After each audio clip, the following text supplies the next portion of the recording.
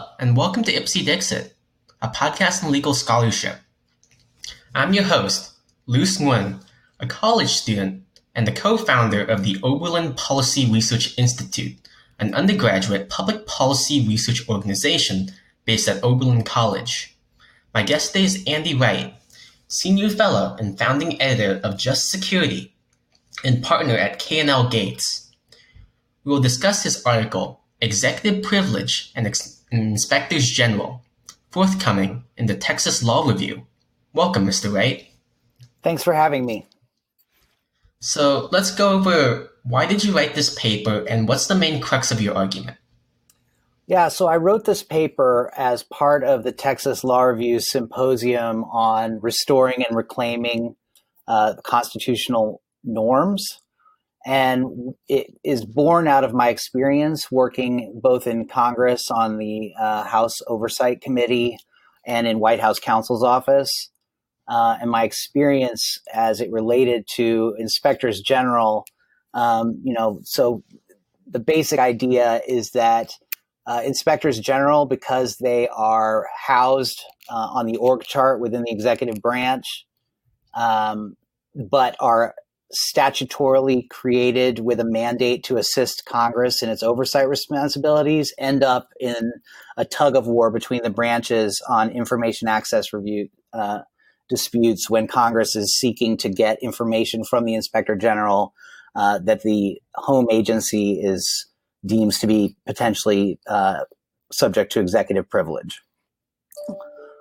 So the main theory behind the paper is that in that space, in addition to the sort of formal questions about whether or not executive privilege applies to information that's provided to inspectors general by their home agency, but also the underlying incentives that creates with respect to the home agency's cooperation or lack thereof with their inspector general as a potentially unintended consequence of Congress using inspectors general as a backdoor to obtain potentially privileged information from the executive branch.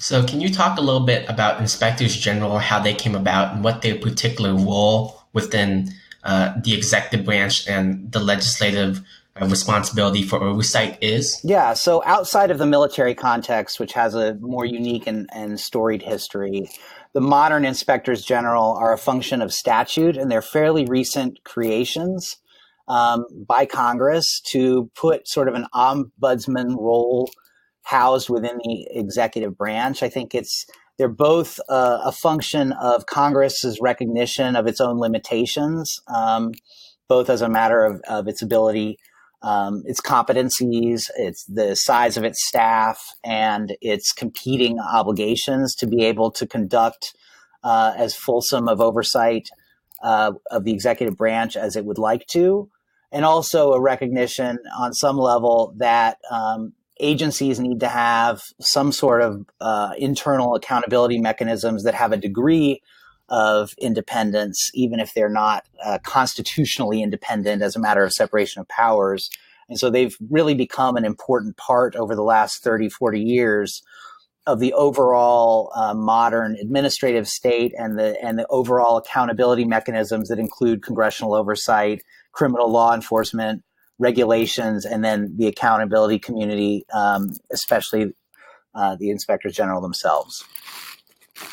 So can you expand a little bit on this kind of awkward position the inspectors general are in respect to separation of powers? Yeah, sure. So the situation is often the case where there's some sort of controversy at an agency.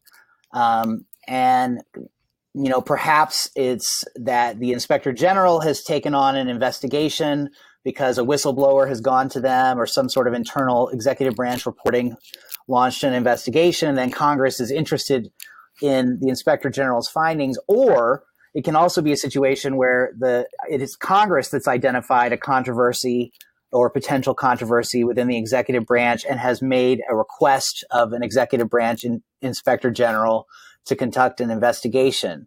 And so in both situations, you have sort of a traditional information interest in Congress in oversight and investigations to find out about potential wrongdoing within the executive branch.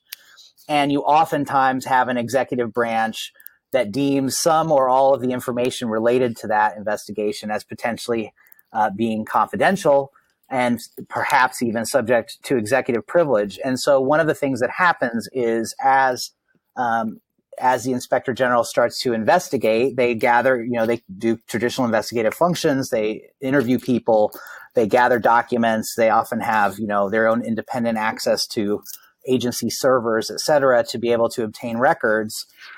And then they have gathered information, and their traditional function is to issue a report.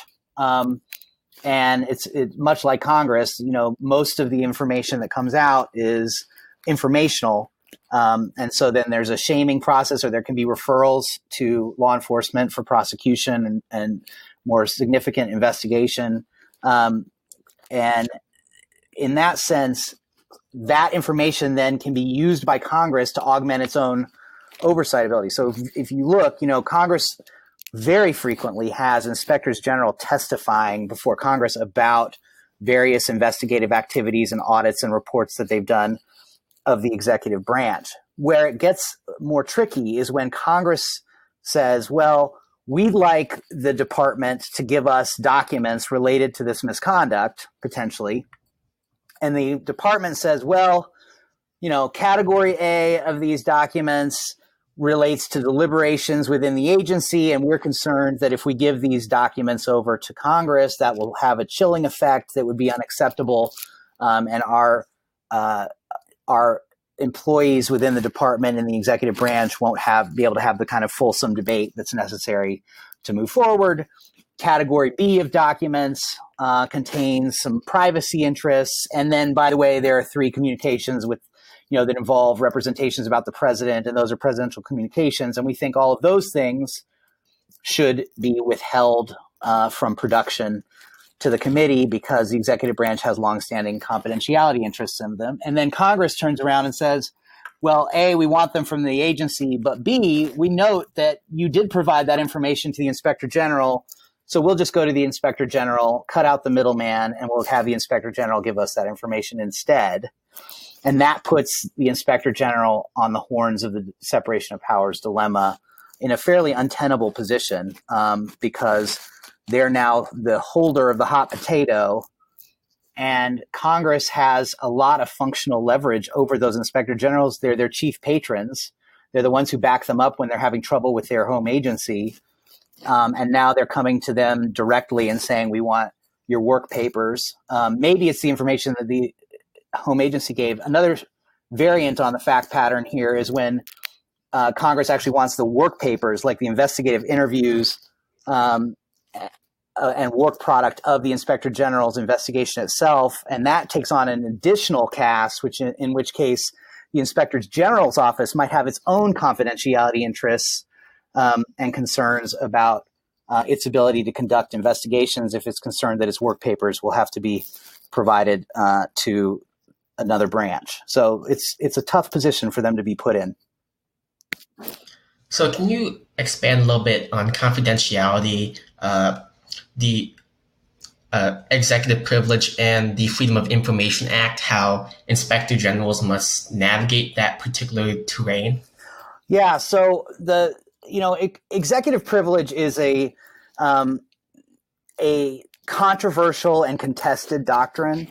It is really a bundle of different types of theories of confidentiality interests within the executive branch that the executive branch uses to withhold from various types of investigative bodies. Sometimes it's Congress, and sometimes it could be law enforcement or other investigating bodies. And it includes things like, the various components: presidential communications privilege, deliberative process privilege, grand jury information. We're seeing a lot of fights about that right now between Congress and the executive branch over the Mueller report.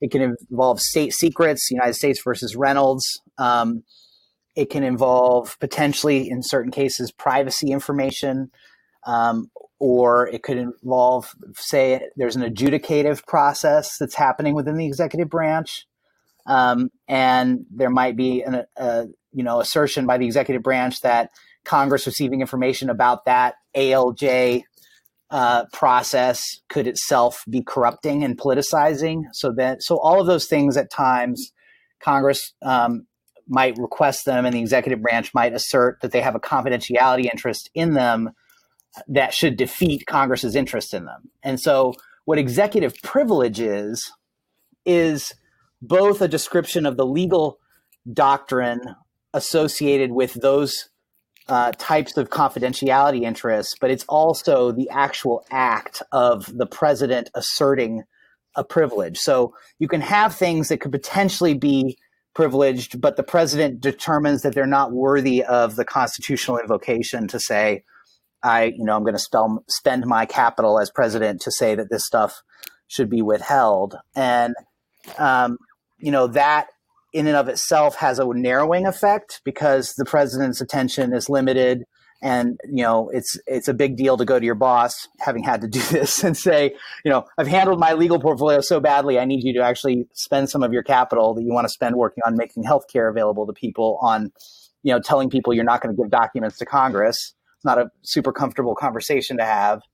But, I think it is at its core, it's an important doctrine. And there are lots of situations where, there are real tangible detriments to government functions within the executive branch if people feel like it's a fishbowl. And you want to be able to have a degree of candor in meetings and be able to say some stupid stuff during a brainstorming session that will help, the ideas percolate in a way that will get the best ideas to come forward. At the same time, that's very much in tension with democratic accountability, transparency, and Congress's very important institutional needs to conduct oversight of the executive branch and hold officials to account for misdeeds. So, it's not a popular doctrine, and it should be a narrow doctrine, but it is nonetheless a very important doctrine, and it's under great stress right now given the current political environment. So how do inspectors general, people within the White House itself, and the legislature balance these concerns? Well, if in a perfectly functioning system in which all agents are acting in perfect good faith, I think you have a situation where the executive branch is, really trying to narrowly define its confidentiality interests and is trying to accommodate Congress with its legitimate information needs, but is generally being fairly fulsome in its responses. And I think you have Congress that would be respectful of the stresses that an inspector general might have with respect to being caught in between, and would press your case, if you're Congress, against the home agency that's asserting privilege rather than trying to put the IG in a tough position. And then, the inspector general, you hope, is playing it straight down the middle and trying to, be an honest broker in fulfilling its accountability mandate with its oversight responsibilities, but also recognizing that it's kind of in the posture of a third-party custodian of records that are really the home agency's records with respect to an assertion of privilege. But, in reality, there are those sort of institutional self-preservation and bureaucratic political incentives to, aggrandize power, et cetera. And from that lens, you can have situations in which, the executive branch is using the threat of provision of its materials given to the IG to Congress as a pretext to not cooperate with an inspector general investigation that it deems to be adverse. And you could have a situation where Congress is taking advantage of its leverage over the inspector general to try and obtain information through the back door that it probably should have to fight about with the home agency. And you can also have inspectors general who really play both sides against the middle, where they are acting in a way where, if they feel that their interests are aligned with their home agency, they take the home agency's position, and then they might turn around in another situation and leak documents or go to Congress for help when they feel like they're, in a more adverse posture to their agency. And, of course, some of that is completely legitimate and defensible, but it can also get to a point where there's an accountability problem within that Inspector General's office because they're not really they're using their leverage in two directions to maintain some unaccountability for themselves. So, human beings fall short of good faith at times, and those institutional dynamics can play out. So let's expand on to what are the particular risks to executive privilege by inspectors general?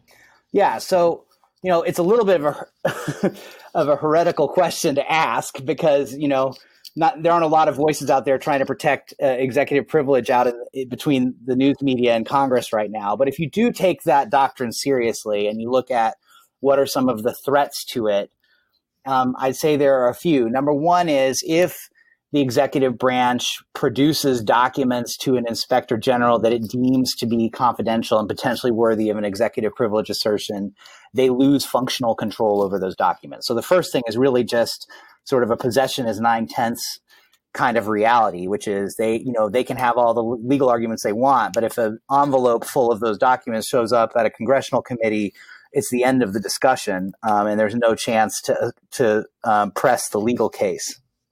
So that's a functional problem.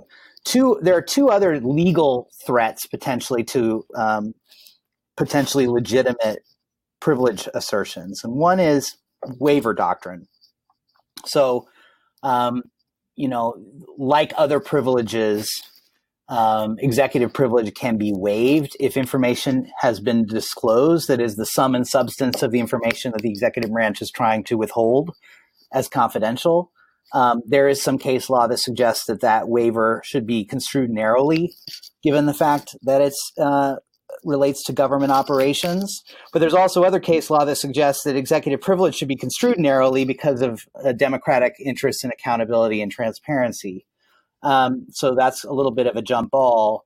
But there's a fundamental question that suggests, well, if the executive branch cooperates with an inspector general and actually provides an interview or documents, does that move itself constitute waiver?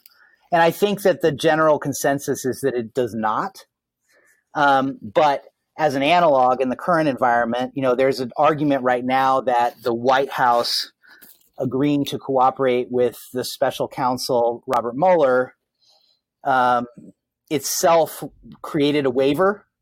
And so that same type of argument, which was an intra-executive cooperation, right? The White House cooperating with someone who's a subordinate in the Department of Justice is sort of analogous to an inspector general cooperation. But I think the better argument there is that is not waiver.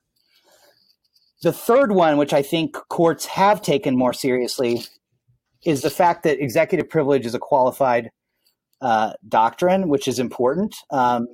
It's not an absolute privilege. The president can't just say, I'm not going to give this information, and that's the end of the discussion. It is generally amenable to judicial review at some point, and it ultimately is a balancing test between the investigative institution's needs, whether that's Congress or a grand jury, et cetera, and the strength of the confidentiality interests asserted by the executive branch.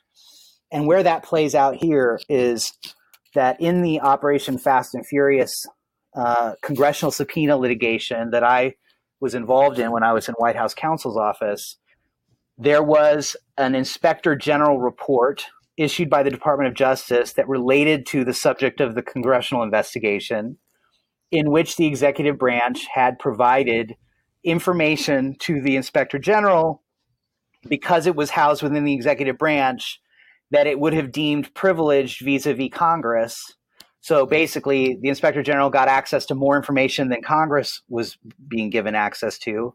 The executive branch, on the theory that the inspector general will look at it all, make top-level findings, and then Congress can accept those findings and do what it needs to as a matter of legislative action or other accountability acts.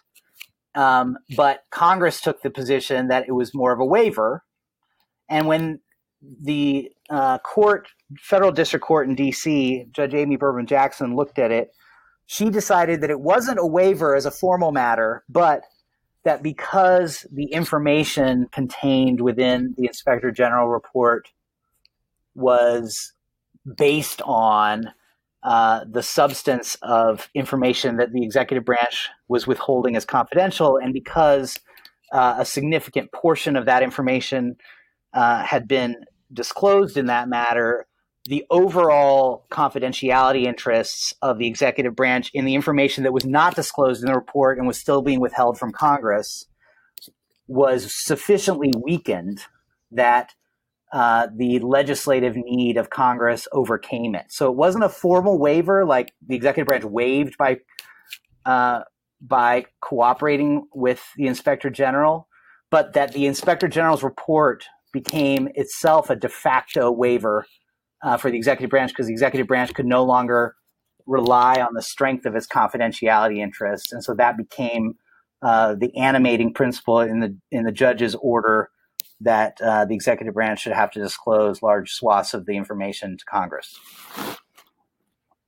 So what are the potential impacts of the events that happened during the Fast and Furious case? What's the impact to inspectors general and executive privilege in the future? Yeah, so I think that the big risk is that, it's never easy for an investigating body to pry loose information that is unflattering from an agency. That's just a dynamic of investigations across any platform. And when you've got a ruling out there like the one in the Operation Fast and Furious case, it increases the incentives within the executive branch to not cooperate with their inspectors general on the theory that, well, if we give you this information, if we sit down and make personnel available for interviews, if we give you access to all the records you want to look at, that will then basically be tantamount to giving it to Congress, because the courts aren't going to back us up, that there are some things you should be able to see, Inspector General, that Congress shouldn't. So therefore, we're going to use that as an argument not to cooperate with you at all. And in that sense, that could really frustrate the mandate of the Inspectors General. It's something that I'm quite concerned about. So now for the big question. Why do all of these developments matter? Well, they matter because they all go to the function of our government. We would like to live in a safe, secure, functional government that is clean. That has people operating with the best interests of the public at heart, and that is done without corruption and is providing the best decision making on the American people's behalf. And what's so hard about this is that all the actors in this little melodrama have a piece of that puzzle that they're involved in. So, the executive branch is doing all sorts of great things on behalf of the American people, but also makes lots of mistakes and has some people that are engaged in misconduct. And one of the, central design advances of the American system, constitutional system, was taking that Montesquieu idea of dividing power as a protector of liberty, and having a system where we have some checks and balances, and we have accountability where one branch is looking at other branches' conduct. And so Congress has a very important role to make sure that that the executive branch is on the straight and narrow, the executive branch can articulate the reasons that it's doing things, and that we can ferret out waste, fraud, and abuse. And the Inspector General is also a critical element in that overall scheme. And so the reason this is important is that we need all three working at their optimum. And so finding the right balance to strike as they are engaged in these lines of tension is important. And, my concern is that I want to make sure that we are resolving disputes between Congress and the executive in an expeditious and principled way. And, the courts are getting more and more drug into that, and they're going to have to take seriously the timeline with which they decide those disputes, and they're probably going to have to do it more quickly than they have in the past.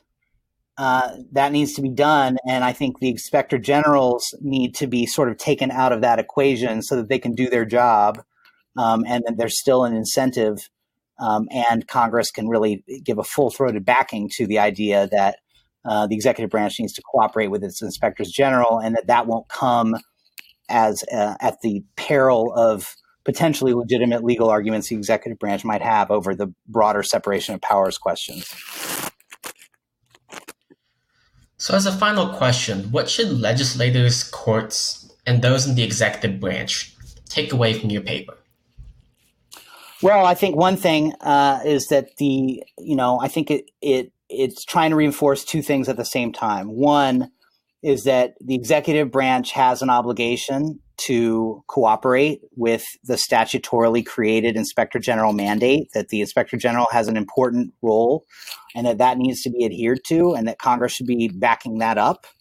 But at the same time, I'm trying to tell Congress that they should not seek to use the inspector generals as a backdoor, as a means of short-circuiting what will be an frustrating and potentially drawn-out fight with the executive branch over important legal principles, just because they have functional leverage over those inspector generals. Rather, they need to actually honor the formal processes of both either trying to accommodate the executive branch and find compromise, or litigate the case and press their claims, rather than unintentionally undermining the inspector general's mandate by creating bad incentives for them within the executive branch.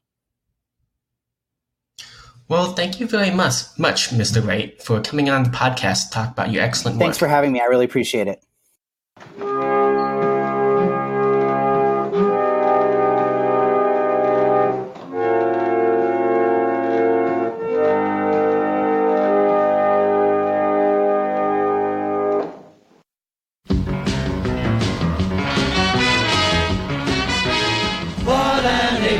What a squirrel, he's got the country in a whirl. What's his name? Shh, secret squirrel. He's got tricks up his sleeve most bad guys won't believe. A bulletproof coat, a cannon hat, machine gun cane with a rat-tat-tat-tat-tat. Fights foreign spies, his disguise takes him many places. He's a squirrel of many faces. Who's that? Ugh. Who's that? Good man. Who's that? Hey!